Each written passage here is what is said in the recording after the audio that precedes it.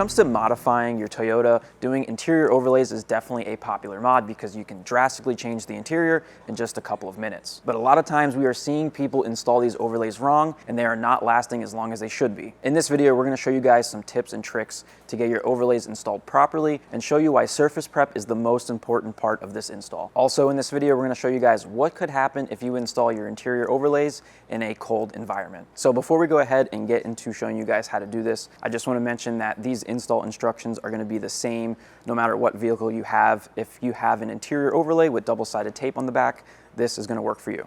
So when it comes to installing overlays on the interior of your vehicle, there's going to be three main steps that we're going to take. Number one, we're going to make sure that the piece fits before we even peel off the tape. Step number two, we want to make sure that the surface is completely clean and dry before we install it.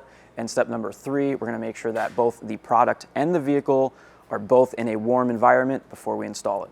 So right here on the table, we have the things needed to get this install done. We have a microfiber, we have some isopropyl alcohol. If you don't have that, some alcohol pads will work as well. And then if you are in a colder environment, a heat gun or a hair dryer would definitely be recommended.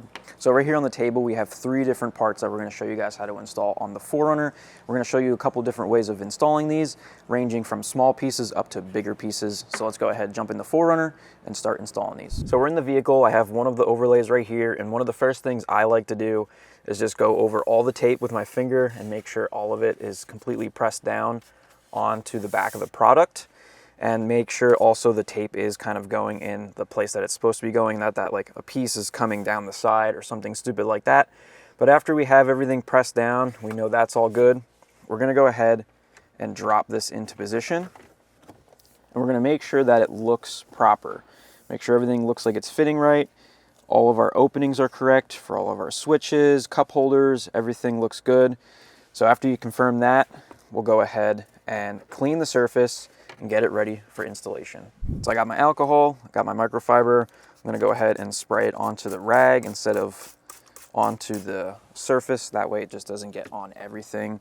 Wipe this down, make sure all of our fingerprints are off, dust, dirt, anything like that, so that we have a nice clean surface. And we're also gonna make sure that it's completely dry before we install. One tip is to look at the backside of the part you're installing.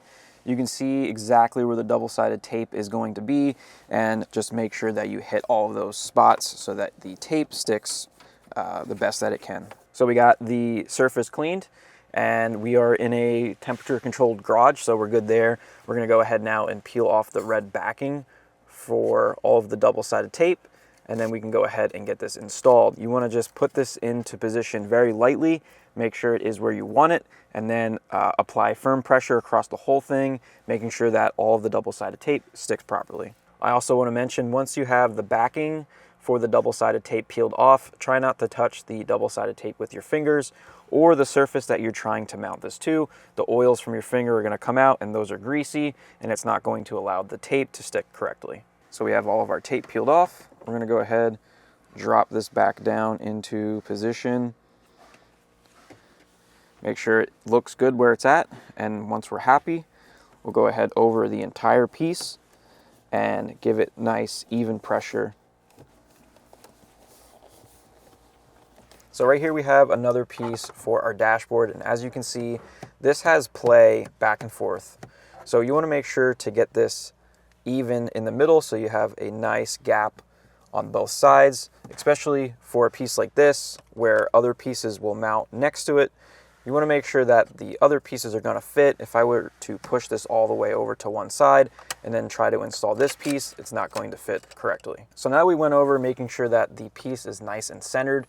We're going to show you another way of peeling the tape. This works in certain situations like this, where say you peel all of this off and you go to stick it on, the tape might start grabbing on this surface and not allow you to push it all the way back in where it's supposed to be. So what we're gonna do is peel back maybe an inch or two, allowing us to have a piece of that backing on the front that we can hold with our thumb. We'll go ahead and push this into position.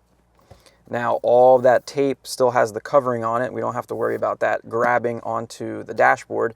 Once we have all the other pieces of tape stuck where we want it, we can take this and we could peel all of this back and then push down on our final piece. All right guys, we showed you how to check the fitment of your overlay prior to installation. And then we showed you how to properly clean the surface before you install it. Now we're going to show you how much temperature plays a part in how your overlay adheres to your factory piece. So for this experiment, we're going to be installing two different pieces. This one here at room temperature. We're also going to use the heat gun to lightly heat up the tape prior to installing. And then we have another piece that is sitting outside in the snow to replicate a vehicle that has been sitting outside in colder temperatures. We're going to show you the difference between heating up the tape in a warm climate or installing in a cold climate. So we have test number one here. We're going to go ahead and peel off all the backing for the double-sided tape, and we're going to go ahead and lightly heat up the tape with our heat gun. You could definitely do some damage with this thing, so you want to make sure to go light with it. If you have a hair dryer, that is also a good option. We already have the surface prepped on the inside of our 4Runner, so we're going to go ahead and get this ready and then install it. So we're going to go ahead and turn the heat gun on low. We're going to start heating this tape up, working our way around. We don't want to hold it too long in one spot and potentially melt our piece. What I'll usually say is if I can't hold it where my hand is, then it's too hot. So move it around, and the heat is going to bring out the tackiness in the tape for a better install. So we have our tape heated up. We'll go ahead and get this where we like it. Now we'll go ahead and press this into place. All right, next up we have our second test. This is the piece that was sitting out in the snow. So we'll go ahead and peel off all the double-sided tape for this.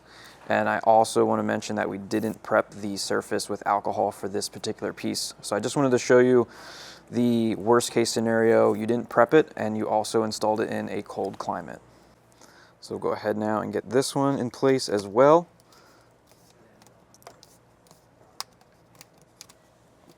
I can already tell it's not sticking as well. So let's go ahead and try this one here. Almost zero effort, and that fell off. Here we have the one that is heated up.